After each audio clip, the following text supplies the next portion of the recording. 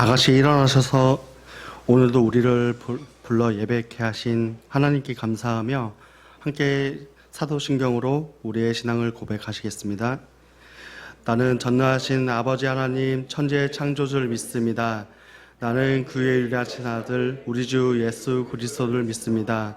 그는 성령으로 잉태되어 동정녀 마리아에게서 나시고 본디오 빌라도에게 고난을 받아 십자가에 못 박혀 죽으시고 장사된 지 사흘 만에 죽은 자 가운데서 다시 살아나셨으며 하늘에 오르시어 전능하신 아버지 하나님 우편에 앉아 계시다가 거기로부터 살아있는 자와 죽은 자를 심판하러 오십니다. 나는 성경을 믿으며 거룩한 공교회와 성도의 교제와 죄를 용서받는 것과 몸의 부활과 영생을 믿습니다. 아멘. 주님 다시 오실 때까지 찬양하시겠습니다.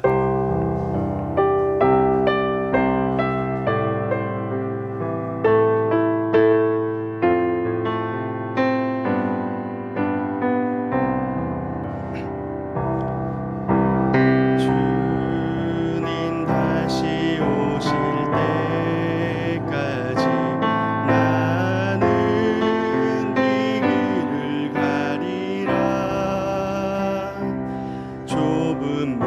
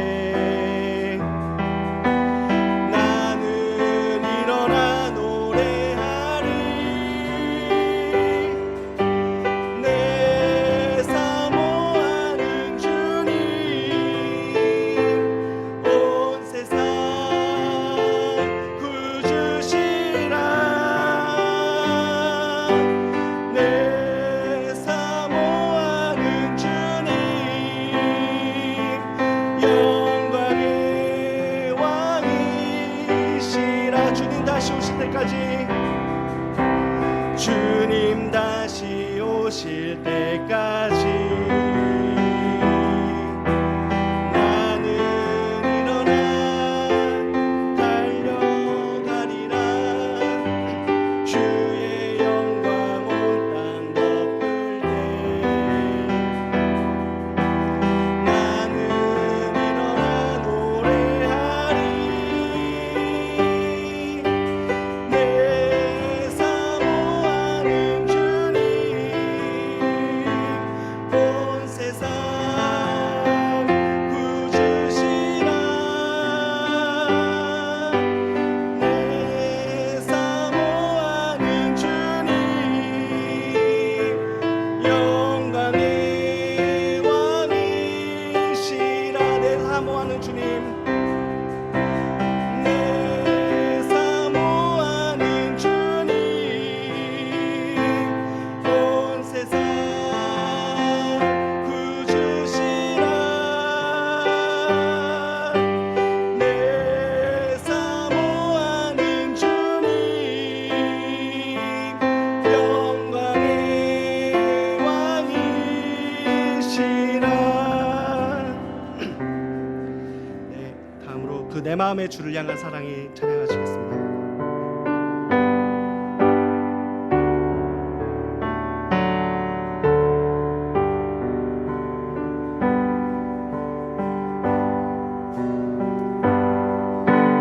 내 마음의 주를 향한 사랑이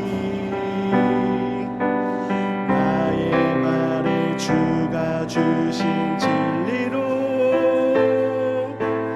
나의 눈엔 주의 눈물 채워주소서.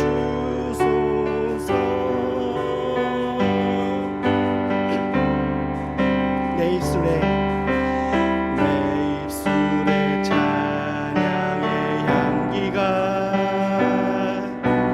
두 손에는 주를 담긴 섬김이 나의 삶의 주의 흔적 남게 하소서. 하나님의 사랑이 하나님의 사랑이 영원히 함께하리. 십자가의 길을 걷는 자에게 순교자의 삶을 사는 이에게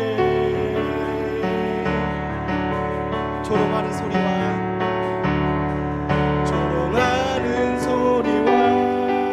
세상 유혹 속에도 주의 순결한 신부가 되리라.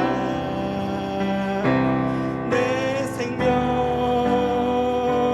주님께 드리리. 내 마음의 주를 향한 사랑이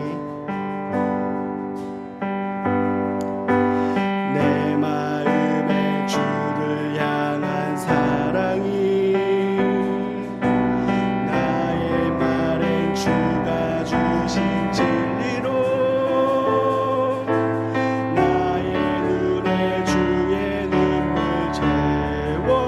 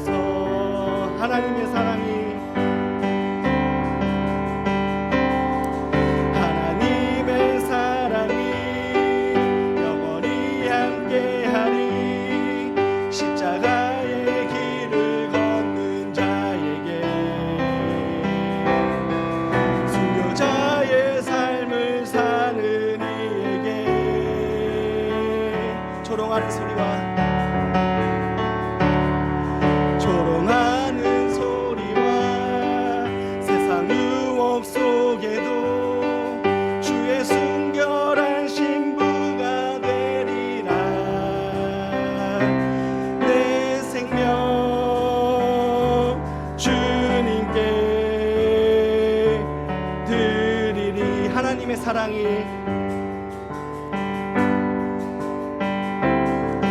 하나님의 사랑이 영원히 함께하리. 십자가의 길을 걷는 자에게 순교자의 삶을 사는 이에게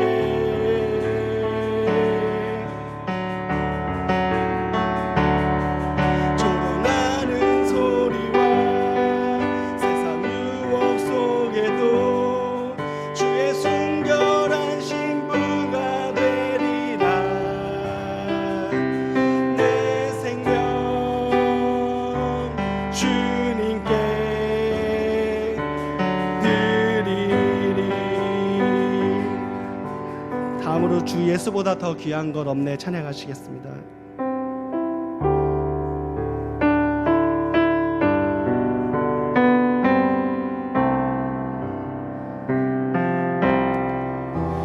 주 예수보다 더 귀한 것은 없네. 이 세상 부귀와 바꿀 수 없네. 영죽을 내 대신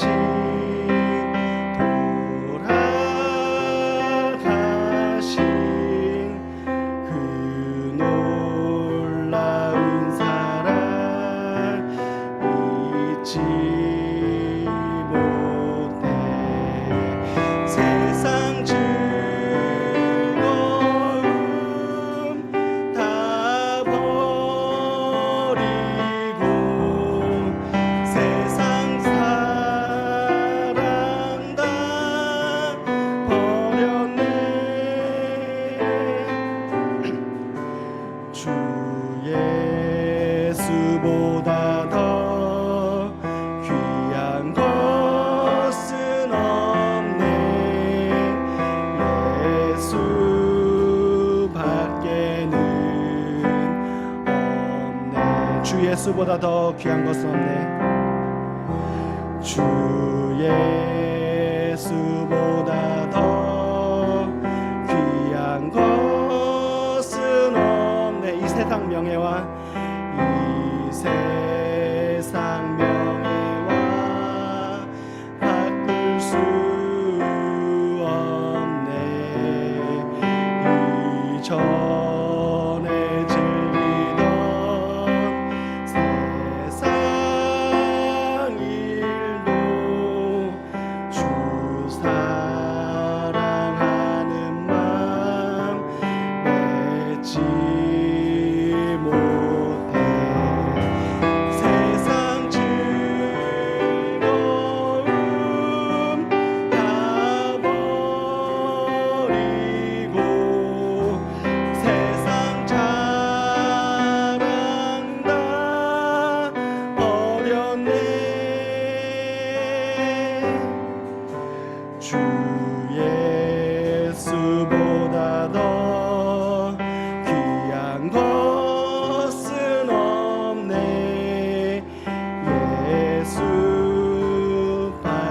예수밖에는 없네. 주 예수보다 더 귀한 것 없네.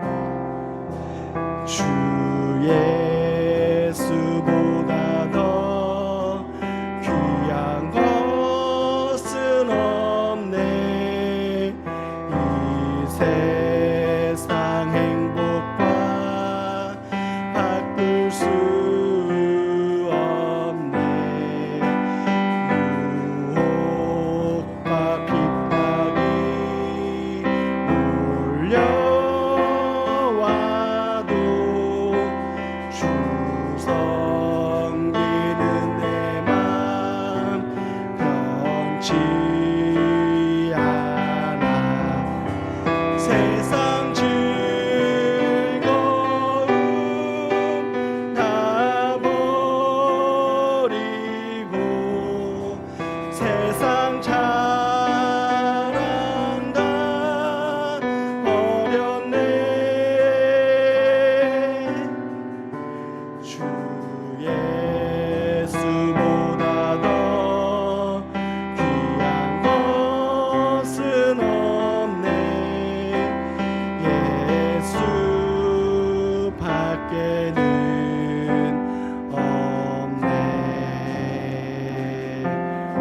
시간 주 예수보다 더 귀한 것 없다는 것을 기억하며 모두 침묵으로 기도하며 예배를 준비하시겠습니다.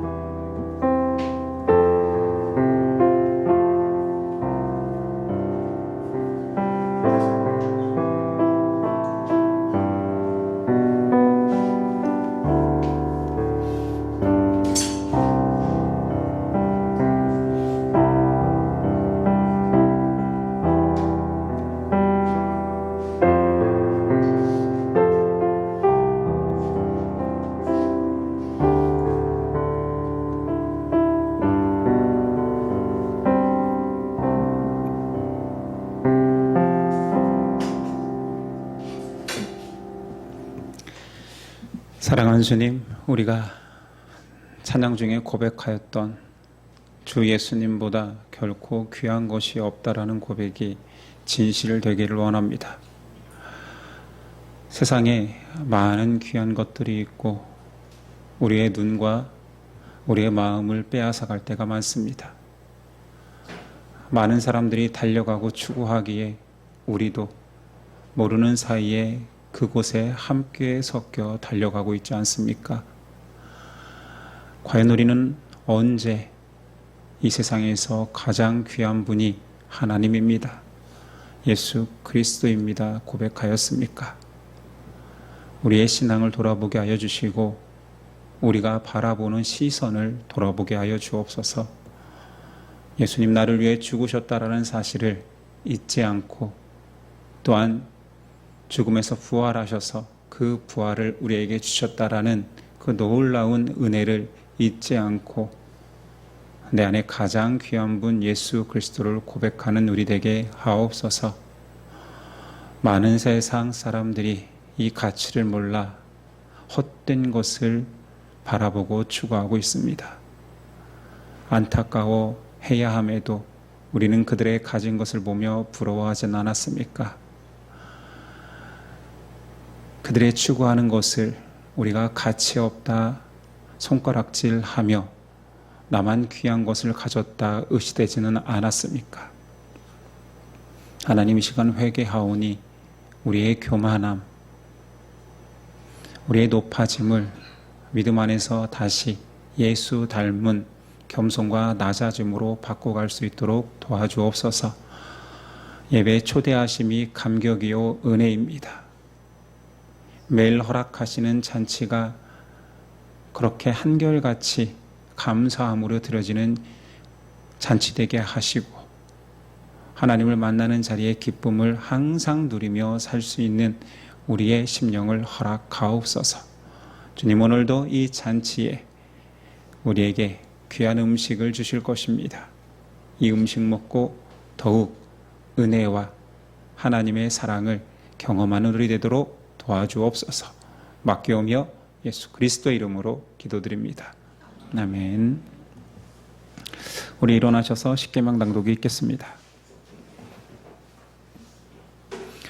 하나님이 이 모든 말씀으로 말씀하여 이르시되 나는 너를 애굽 땅 종되었던 집에서 인도하여 낸 내 하나님 여호와니라.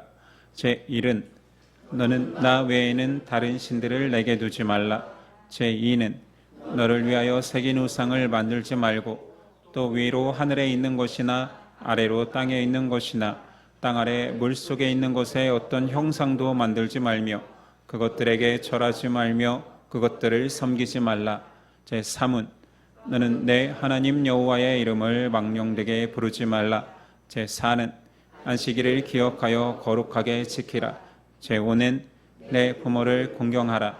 제6은 살인하지 말라. 제7은 간음하지 말라. 제8은 도둑질하지 말라.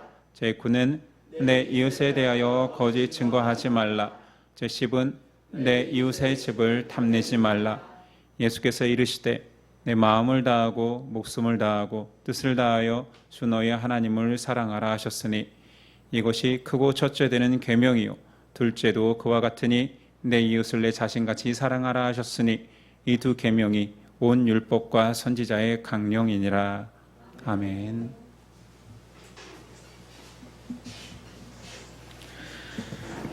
오늘 우리에게 주시는 하나님의 말씀은 사도행전 7장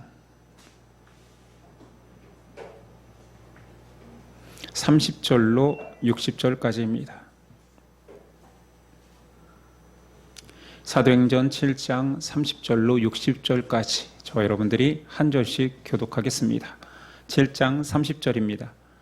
40년이 참에 천사가 신의 산 광야 가시나무 떨기 불꽃 가운데서 그에게 보이거늘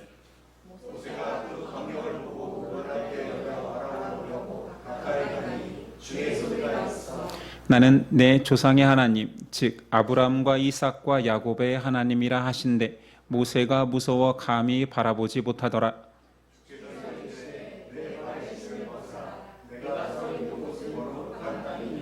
내 백성이 애굽에서 괴로움 받음을 내가 확실히 보고 그 탄식하는 소리를 듣고 그들을 구원하려고 내려왔노니 이제 내가 너를 애굽으로 보내리라 하시니라.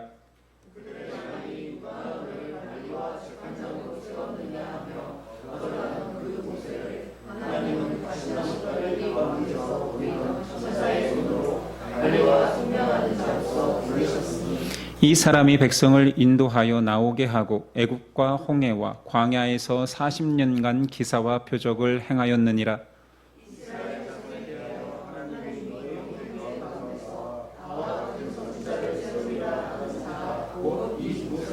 시내산에서 말하던 그 천사와 우리 조상들과 함께 광야 교회에 있었고 또 살아있는 말씀을 받아 우리에게 주던 자가 이 사람이라.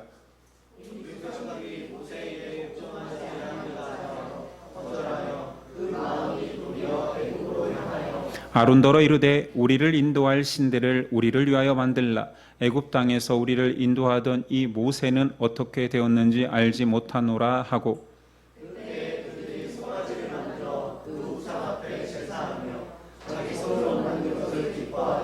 하나님이 외면하사 그들을 그 하늘의 군대에 섬기는 일에 버려두셨으니 이는 선지자의 책에 기록된 바 이스라엘의 집이여 너희가 광야에서 40년간 희생과 제물을 내게 드린 일이 있었느냐.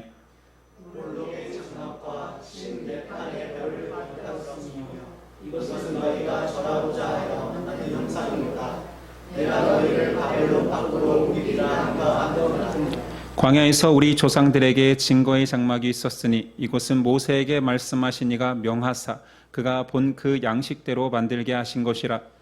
우리 조상들이 그것을 받아 하나님이 그들 앞에서 쫓아내신 이방의 땅을 점령할 때에 여호수아와 함께 가지고 들어가서 다윗 때까지 이르리라. 다윗이 하나님 앞에서 은혜를 받아 야곱의 집을 위하여 하나님의 처소를 준비하게 하여 달라고 하더니 그러나 지극히 높으신 이는 손으로 지은 곳에 계시지 아니하시나니 선지자가 말한 바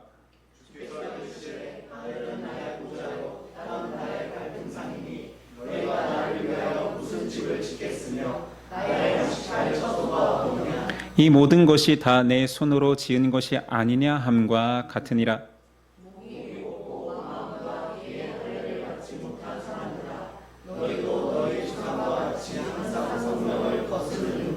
너희 조상들이 선지자들 중에 누구를 박해하지 아니하였느냐. 의인이 오시리라 예고한 자들을 그들이 죽였고 이제 너희는 그 의인을 잡아준 자요 살인한 자가 되나니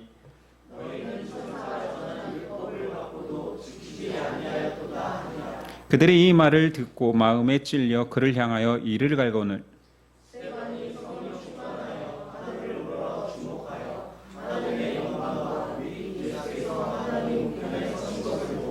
말하되 보라 하늘이 열리고 인자가 하나님 우편에 서신 것을 보노라 한데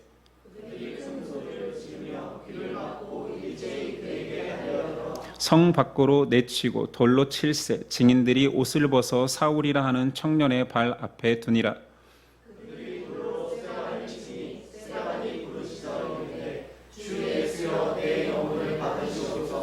함께 읽습니다. 무릎을 꿇고 크게 불러 이르되 주여 이 죄를 그들에게 돌리지 마옵소서. 이 말을 하고 자니라. 아멘. 오늘 말씀의 제목은 스데반 설교 두 번째 부제가 있습니다. 하나님의 복음 전파.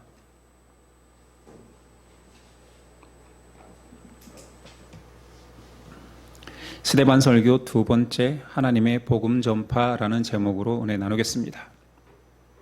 오늘 지난 시간에 스데반 설교 첫 번째 하나님의 구원 계획으로 스데반은 이스라엘 역사를 통해 아브라함 언약의 성취자 예수를 증거했습니다. 오늘 말씀은 그 뒷부분 두 번째 시간으로 모세와 그 이후의 이야기를 나누려 합니다. 모세의 이야기를 스데반은 모세 인생 전체를 세 단계로 구분하여서 설명합니다. 첫 번째 단계는 출생부터 40세까지 애굽 왕자의 생활이지요. 두 번째는 40세부터 80세까지 미디안 목자 생활입니다. 세 번째는 80살부터 120살까지 출애굽부터 광야 생활을 구분하여 설명하고 있습니다. 첫 번째, 출생부터 40살까지 애굽 왕자로 자란 모세의 시기를 왕자로 태어나 좋은 것과 좋은 교육을 받은 그는 자기 인생을 자기 스스로 계획하던 시기라 할 수 있습니다. 물론 그는 애굽 왕자지만 유대인의 정체성을 그 친부모가 유모가 되었기 때문에 잃지 않았습니다. 모세는 자신의 능력과 힘으로 동족을 구원할 수 있으리라는 자신감이 있었습니다. 그것을 드러내는 사건이 애굽 사람이 동족을 핍박할 때 모세가 애굽 사람을 죽인 사건이지요. 그러나 동족들은 모세의 정체성을 의심합니다. 27절, 그 동물을 해치는 사람이 모세를 밀어뜨려 이르되 누가 너를 관리와 재판장으로 우리 위에 세웠느냐. 이 사건 이후에 모세는 미디안으로 살인자의 신분으로 도망쳐 목자 생활을 합니다. 두 번째 단계지요. 미디안 40년의 생활에 모세는 자기의 가치를 잃어버리고 깨어지고 부정당하는 시기입니다. 자신의 모든 가능성과 가치가 무너질 때 비로소 인간은 절대자를 찾습니다. 그리고 그렇게 무너져 버린 모세를 인도하시는 하나님을 만나게 될 수 있었지요. 35절이야. 그들의 말이 누가 너를 관리와 재판장으로 세웠느냐 하며 거절하던 그 모세를 하나님은 가시나무 떨기 가운데서 보이던 천사의 손으로 관리와 속량하는 자로 보내셨으니 동족에게는 부정당하던 그였지만 그렇게 가치가 완전히 깨어진 모세를 다시 불러 하나님께서 동족의 구원자로 세우십니다. 세 번째, 80세부터 120세까지의 광야 생활 동안 모세는 하나님께 순종하며 살아가는 시기라 말할 수 있습니다. 36절이야.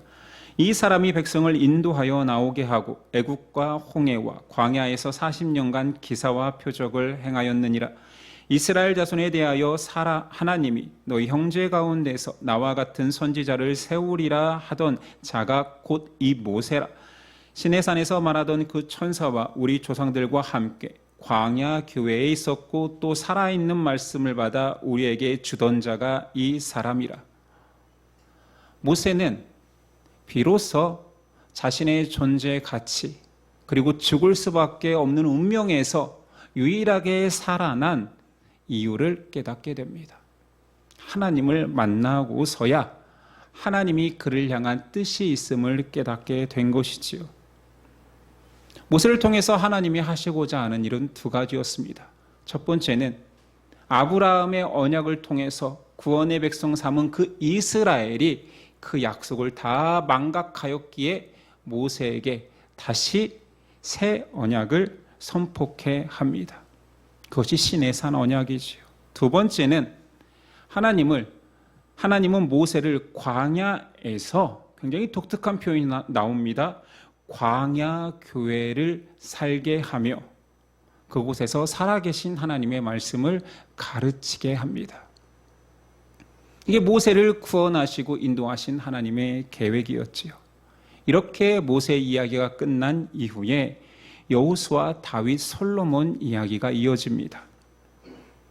세 명을 통해 말하고자 하는 핵심 주제는 성막과 성전에 있습니다. 오늘 스데반은 지금 설교하는 이 자리가 공회에서 그를 책잡고 정죄하려는 자리였고, 고소의 내용은 성전을 무너뜨리려 한다라는 내용이었기에 지금 공회원들과 유대인들은 이 진술, 성막에 대해서, 성전에 대해서 어떻게 말하는지 보자 하며 집중하고 있었을 것입니다. 44절, 광야에서 우리 조상들에게 증거의 장막이 있었으니 이것은 모세에게 말씀하신 이가 명하사 그가 본 그 양식대로 만들게 하신 것이라. 성막을 이야기하는 것이죠. 성막은 다른 이름이 지성소, 가장 안쪽 하나님이 임재하는 곳에 법궤가 있었죠. 법궤의 다른 이름은 증거궤, 언약궤, 그래서 증거의 장막이라 표현됩니다. 모세가 한 일은 하나님의 명령을 받아 그 수치 그대로 성막을 지었다. 그러면서 언급하는 다른 조상은 여호수아는 약속의 땅 가나안에 들어갈 때에 그 성막을 앞세워서 성막을 가지고 들어갔다. 다윗은 약속의 땅에서 더 이상 이동식 성전이 필요 없기에 성전 지을 것을 간구하였고, 솔로몬은 결국 그 성전을 건축했다. 이 역사적 인물들을 한 가지 주제로 다 설명하고 있는 거예요. 그리고 여기서 스데반은 굉장히 파격적인 주장을 합니다. 47절이야. 솔로몬이 그를 위하여 집을 지었느니라. 성전을 말하겠지요. 그러나 지극히 높으신 이는 손으로 지은 곳에 계시지 아니하시나니 선지자가 말한 바 주께서 이르시되 하늘은 나의 보좌요 땅은 나의 발등상이니 너희가 나를 위하여 무슨 집을 짓겠으며 나의 안식할 처소가 어디냐. 이 모든 것이 다 내 손으로 지은 것이 아니냐 함과 같으니라. 스데반이 예의지시하는 공회원들 사이에서 지극히 높으신 분은 사람의 손으로 지은 곳에 계시지 않는다 말합니다. 스스로 지금 고소한 내용을 고백해버린 것이지요. 유대인에게 성전 존재의 이유를 부인하는 발언을 한 것이에요. 스데반에게 성전은 하나님 임재의 상징일 뿐이지 그곳에만 하나님이 거할 수는 없다 말합니다. 여기서 핵심은 성전이 중요하지 않다가 아니라 성막, 성전보다 중요한 것은 하나님께서 자기 백성에게 오신다입니다. 하나님의 임재지요. 그러면서 앞에 모든 설교 속에서 이 핵심을 놓치지 않고 증거했어요. 아브라함은 영광의 하나님을 우상이 가득했던 메소포타미아에서 만났다. 요셉은 이방 땅 애굽에서 영광의 하나님이 그를 보호하셨고 형통케 하셨다. 모세는 1기 40년에 애굽에서 살았다. 2기 40년 동안 미디안에서 살았다. 그리고 그는 약속의 땅이 아니라 광야에서 40년을 살았지만 하나님께서 함께 하셨다. 모세의 이야기와 이 성막의 이야기가 이어지는 중요한 한 가지 키워드가 있으니 모세하면 떠올리는 율법입니다. 그 율법을 시내산에서 주었고 하나님이 약속과 함께 주었기 때문에 우리는 그것을 시내산 언약이라 하지요. 내용은 출애굽기 19장 5, 6절에 있습니다. 세계가 다 내게 속하였나니 너희가 내 말을 잘 듣고 내 언약을 지키면 너희는 모든 민족 중에 내 소유가 되겠고 너희가 내게 대하여 제사장 나라가 되며 거룩한 백성이 되리라. 너는 이 말을 이스라엘 자손에게 전할지니라. 아브라함의 약속은 땅과 후손이었죠. 시내산 언약의 약속은 내 백성이 될 것이다. 똑같습니다. 백성이 된다라는 것은 그 백성을 위한 땅을 주고 그 백성을 보호하고 번성케 한다라는 뜻이겠지요. 이스라엘 백성이 아브라함의 후손 선민이 되었다라는 자부심만 있지 아브라함 언약을 다 잃어버린 거예요. 망각해버린 것입니다. 그래서 모세를 통하여서 뭔가 새로운 것이 아니라 내 백성이 될 것이야. 그러나 단서가 있어. 처음으로 만든 단서지요. 아브라함 때는 무조건 주겠다. 일방적인 약속이었다라면 이제는 내가 단서를 달 거야. 내 말씀을 지켜 행하면 내 백성이 될 것이다. 그리고 그 약속을 성문화합니다. 그것을 우리는 율법이라 하지요. 아브라함 언약이 무조건적인 언약이었다라면 시내산 언약은 왠지 조건이 붙은 것 같습니다. 우리가 구약 전체에 구약 옛 언약 그 약속 속에 사실은 조건은 불필요했습니다. 믿기만 하면 내가 다 주겠다 했는데 그것은 그 믿음이라는 것 자체가 사실은 뭔가를 행하는 것은 아니었거든요. 율법의 제사를 지내고 꼭 절기를 지켜야지만이 내 백성이 되는 게 아니었거든요. 그런데 이스라엘 백성이 그렇게 거저받는 은혜인 것 같으니 아무도 지키지 않는 거예요. 다 잊어버리는 거예요. 행함으로 행하지 않는 거예요. 그래서 성문화된 율법 속에는 단서 조항을 넣었습니다. 순종하면.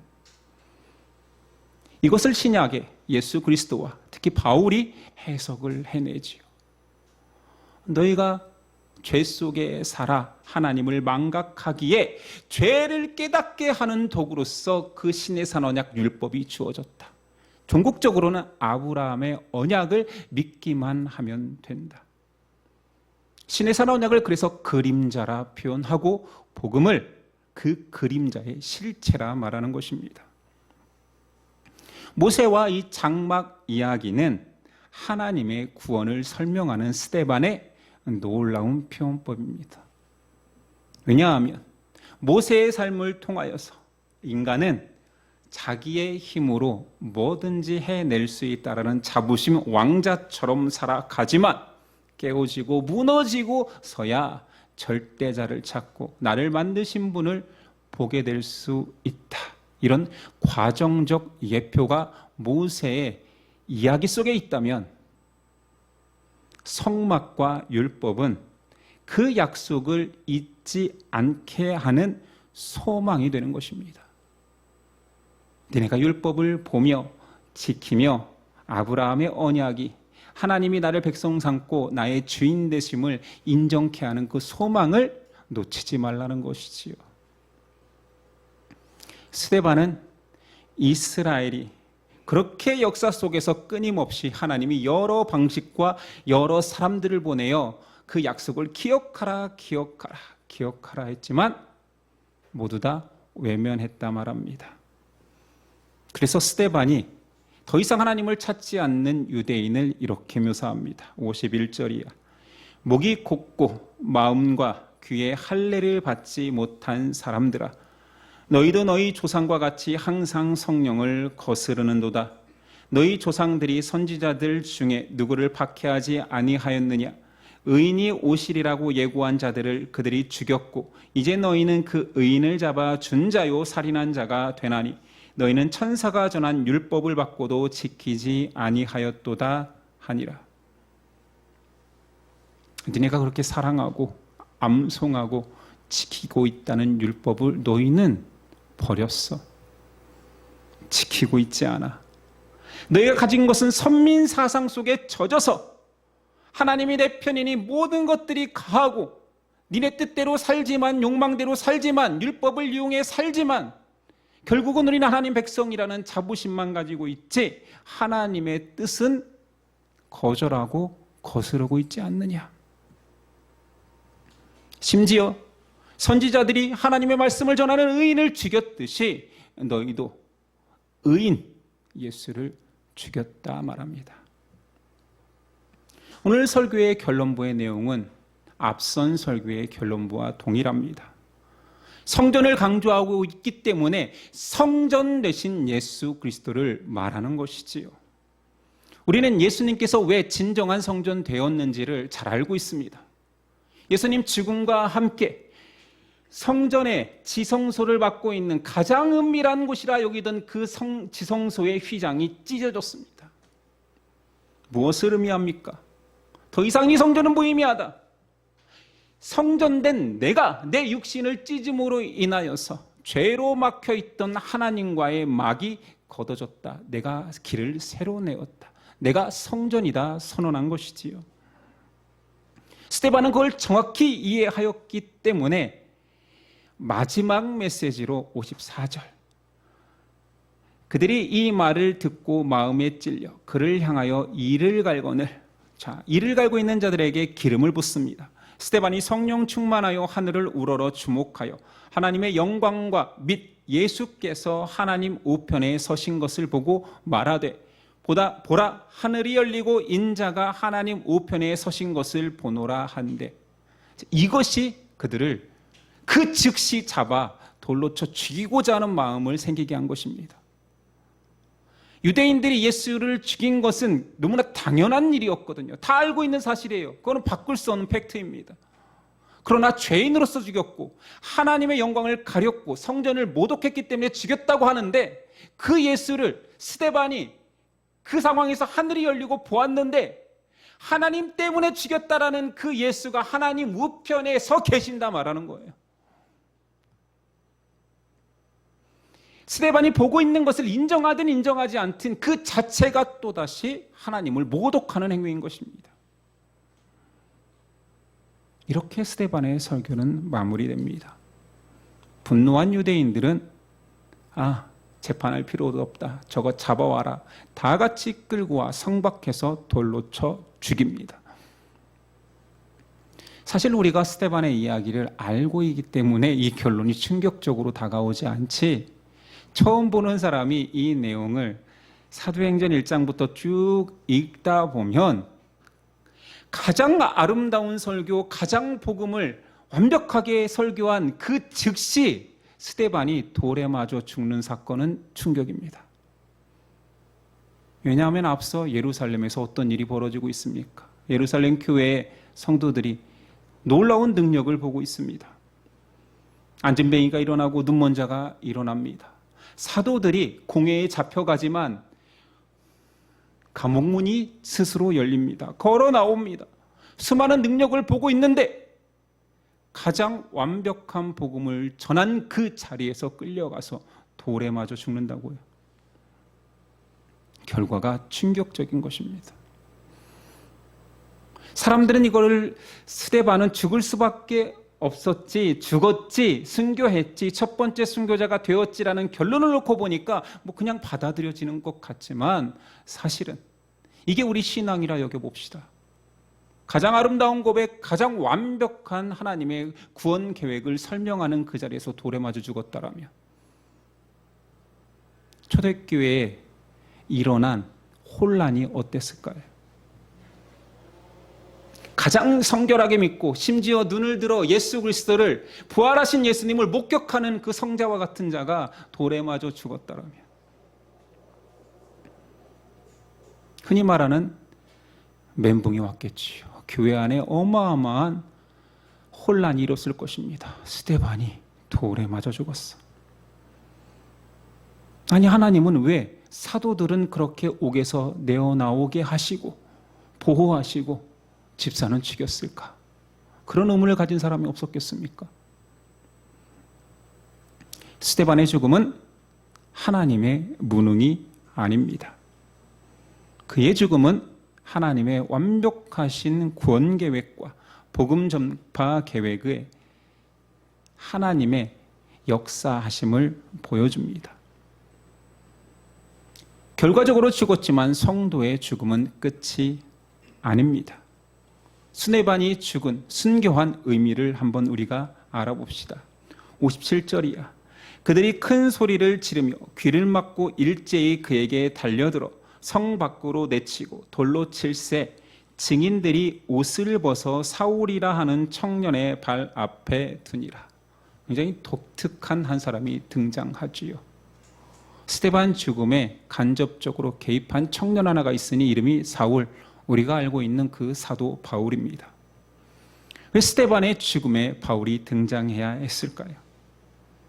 다시 한번 우리 되짚어 봅시다. 스데반 설교의 주제 속에 모세 이야기가 나오고 있습니다.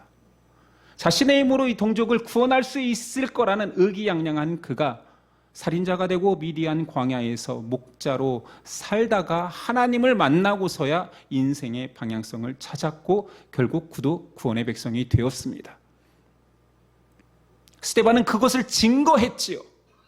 그런데 그 증거하는 자가 가장 가치 있다 여기는 생명의 복음을 전하는 그 자리에서 죽어버렸습니다. 복음의 가치를 위해서라면 인간의 목숨은 그거와 비할 데가 없다라는 본. 하나님의 복음의 은혜와 사람의 생명을 모세를 통하여서 비유한 것처럼 자신의 삶을 행동으로 증명한 것입니다. 그러니 스데반의 설교와 스데반의 순교는 동일한 주제, 동일한 메시지를 담고 있습니다. 복음의 가치는 모세에서 자신으로 그리고 또 한 사람 사도 바울로 이어지는 것입니다. 이것이 살아 역사하시는 복음의 능력이지요.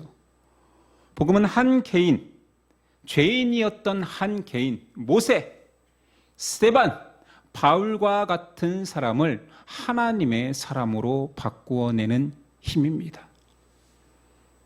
이것이 복음이라는 거지요. 인간의 존재 자체를 바꾼다라는 거예요. 죽어도 상관없을 만큼 복음은 가치 있다.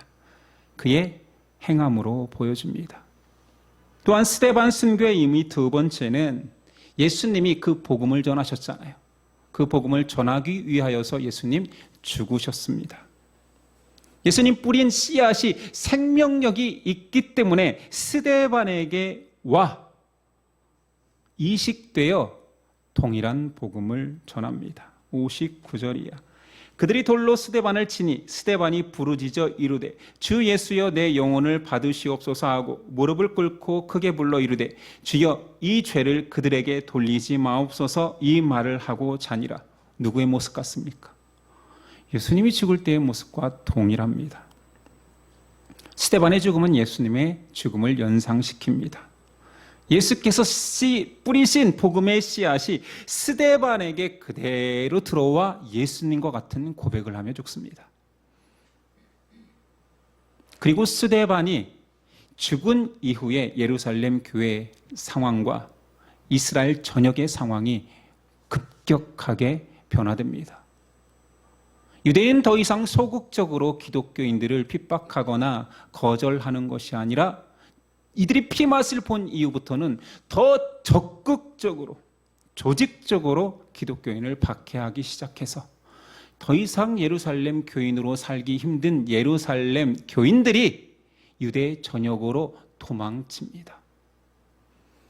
그리고 그들이 그곳에 가서 또 예수를 전합니다. 스데반의 죽음이 복음 확산의 계기가 되었지요. 결국 스데반의 피는 복음을 확산케 했습니다. 그래서 옛 성인은 이렇게 표현합니다. 순교자들의 피는 교회의 씨앗이다. 하나님의 복음 전파 계획이 스데반을 통해서 이루어진 것입니다. 고민해 봅시다. 왜 첫 순교자가 사도가 아니었을까? 사도들은 그들의 사명 속에 죽음을 택하기보다 물론 그들도 죽음을 바쳐 복음을 사랑하는 자들이었지만 그들은 교회를 세우는 것이 하나님의 공동체를 세우는 것이 사명이었을 것입니다. 스데반 순교는 결국 무엇을 드러내는 것입니까?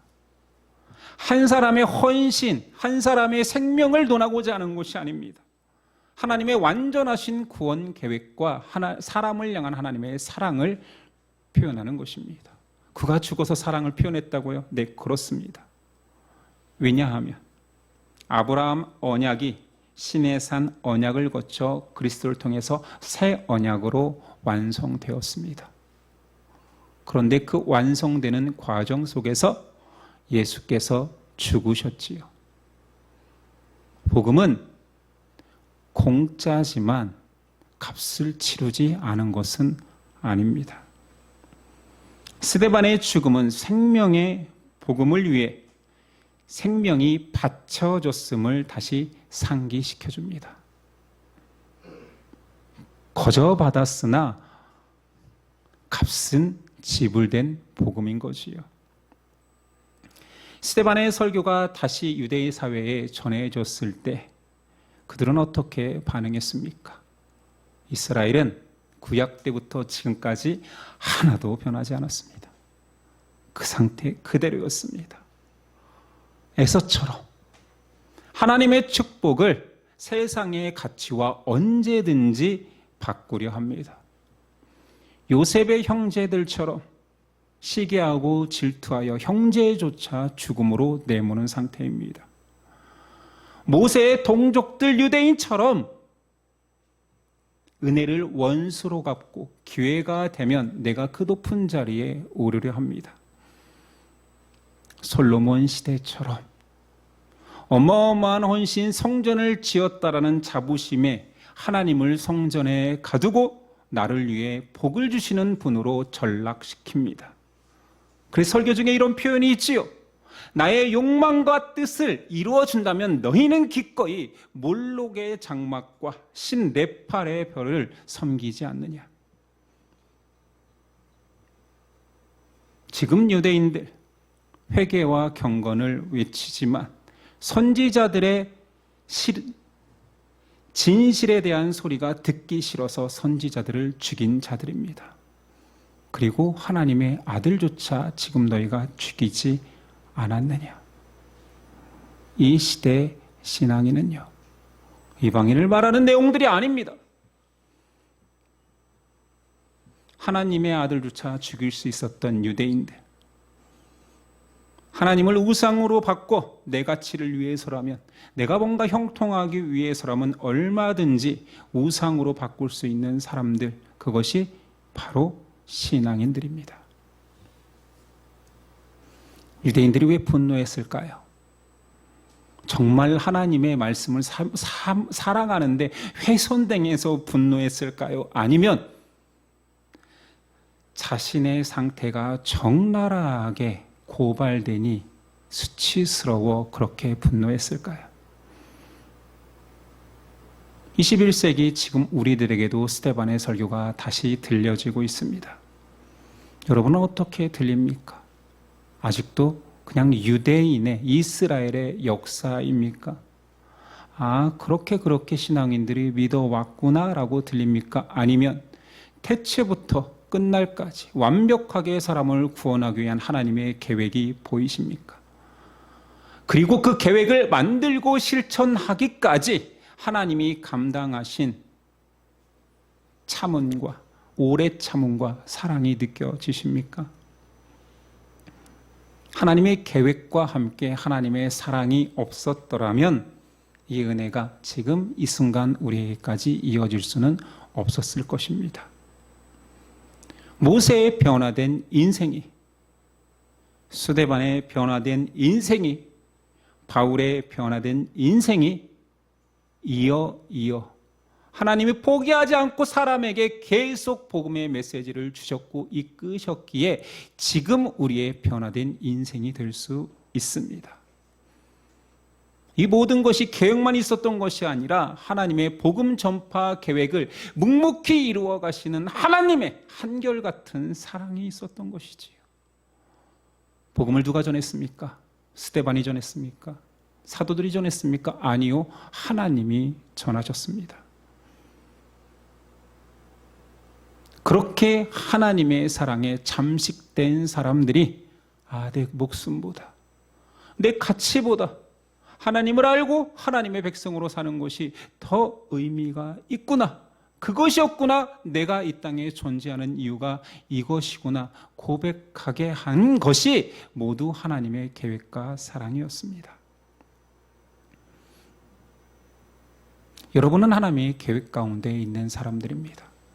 고로 하나님의 무한한 사랑을 받고 있는 자들입니다.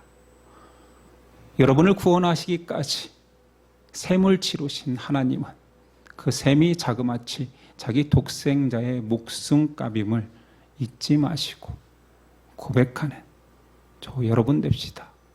그리고 망각하여서 어느 순간 하나님도 우상으로 바꿀 수 있는 죄된 인간임을 고백하여 스데반의 설교와 같은 하나님의 말씀을 읽을 때마다 다시 그 계획의 놀라움과 하나님의 사랑을 기억하는 저와 여러분 되시길 간구합니다.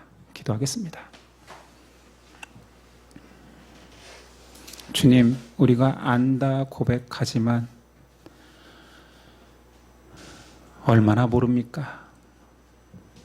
하나님, 우리가 하나님을 사랑한다 고백하지만 얼마나 자기 연민의 고백입니까?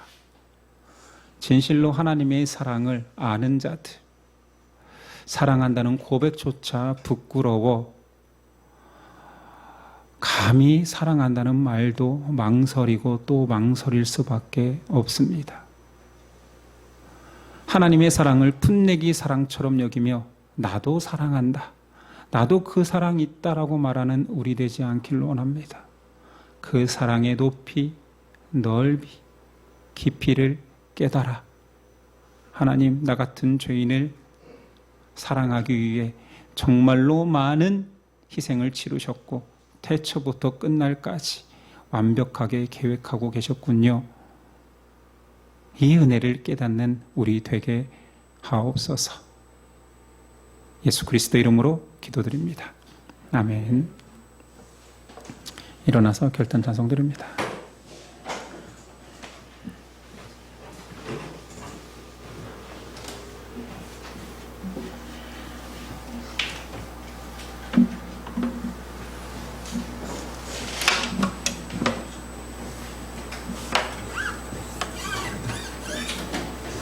같이 고백하죠.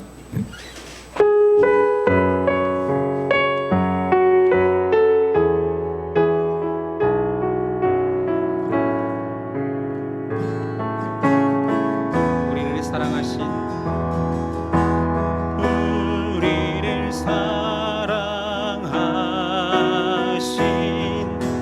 자비의 주 아버지, 주께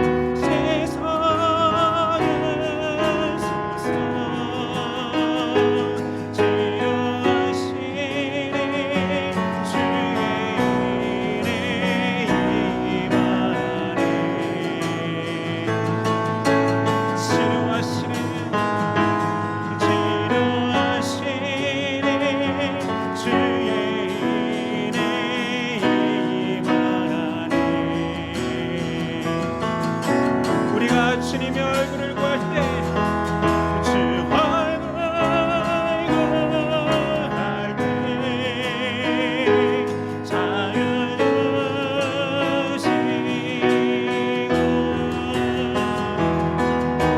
세상의 신성 치료하시니 주의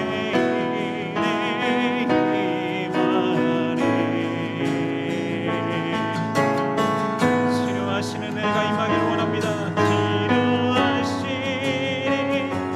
주의 은혜 임하네.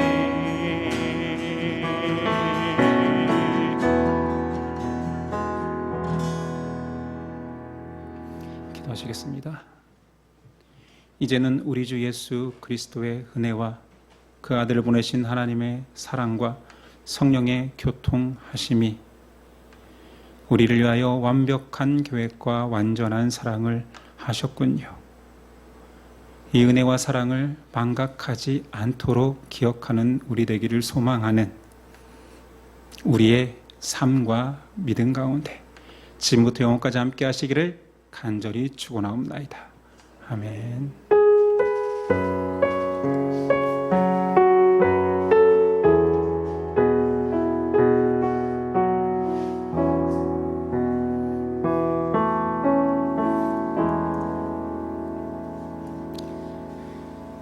우리 옆 사람과 이렇게 인사했으면 좋겠습니다. 내 안에 복음의 씨앗이 있습니다. 네, 그 씨앗을 발아해서 귀한 열매 맺는 저와 여러분 됐으면 좋겠습니다. 오늘은 형제들 운동하는 주간이죠. 좋은 교제의 시간 되었으면 좋겠습니다. 예배를 마치겠습니다. 한 주간 승리하십시오.